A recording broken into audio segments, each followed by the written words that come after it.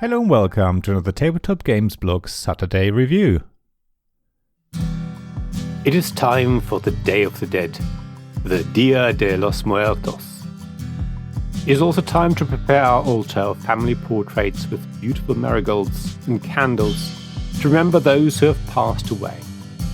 Soon we will make offerings of the things they loved to guide their spirits back to us. At the same time, we have to be very careful how we arrange the photo. Like in any family, not everyone is happy to be right next to just anyone in our Ofrenda by Orlando Sa and Andre Santos from Osprey Games with art from Alex Herrerias. I love games that create little puzzles where you have to select tiles or cards and place them in such a way as to gain the most points. You can never achieve everything and have to accept that you have to give up on certain goals in favour of scoring heavily somewhere else. These types of games can induce analysis paralysis in some people, but for me they fire up certain parts of my brain that deposit a large dose of dopamine. Ofrenda is part of a long line of 2D spatial puzzle games that include favourites such as My Shelfie or Patchwork. Yet it has a few differences to these and other classics, which make it a game that will stay in my collection and come out more frequently than them. First of all, there is the theme. A game about arranging portraits of deceased loved ones on an altar and decorating everything with candles and marigolds is very evocative. It's a very cozy theme that makes Ofrenda the perfect Halloween game. While it might seem a bit morbid to some, celebrating the life of family members who are no longer with us is actually very inspiring and emotional. Showing our love for the people who have moved on is something we don't do enough in our lives, I think. Secondly, while Ofrenda has traditional drafting of cards and tiles, each card is a mini objective, which you combine with the additional objectives of the candle token. As you place a portrait card in your altar player board, you need to make sure that you don't mess up the requirements of the other cards you've already placed. Each card is a combination of a colour and a gift, and shows what other types of cards it does or does not want around it. For example, a green card with a water symbol on it may have the requirement that it needs to be next to at least two cards that are either orange or salt gift, or both.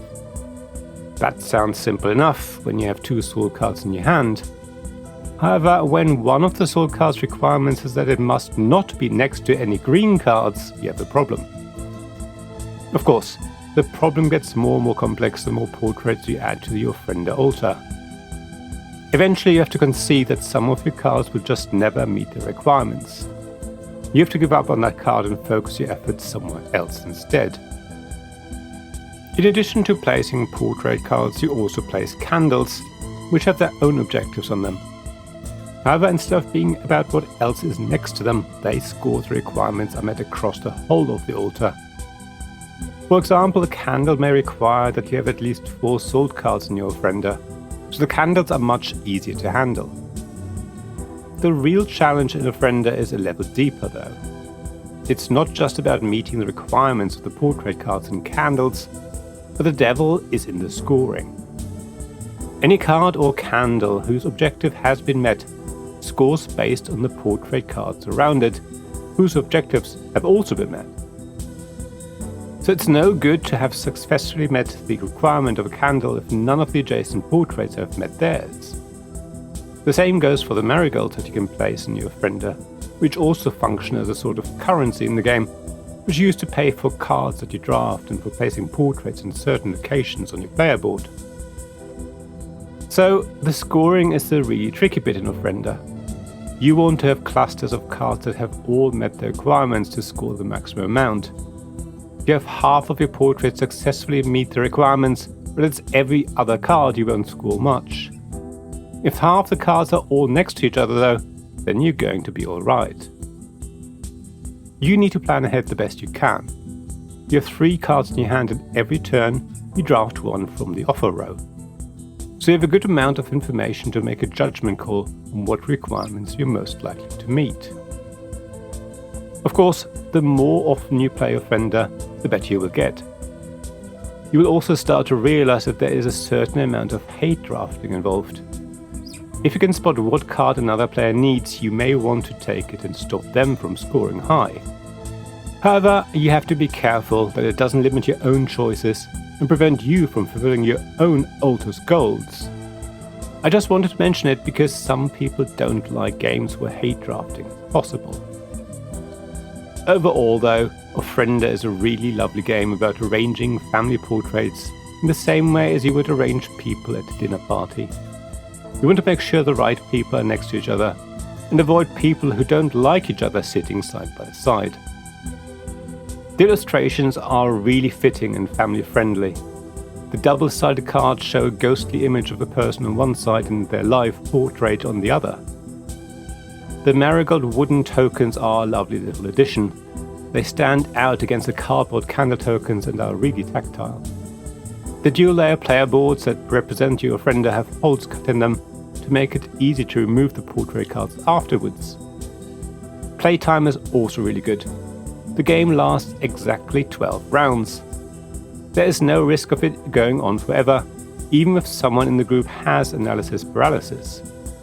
If anyone does struggle, you just have to remind them that they won't complete everything. Of course, that could trigger OCD anxiety instead, so don't play Ofrenda with anyone who may hate it, but they're unlikely to end the game with a perfect picture. Other than that, I can't wait to play Ofrenda again. It's a perfect game that scratches all the right itches for me. Thank you for listening to this Tabletop Games Blog Saturday Review podcast. Please check the description below for links mentioned in this episode, as well as to the written version of this article on the blog. If you enjoyed this episode, please subscribe, give us some stars or leave a review.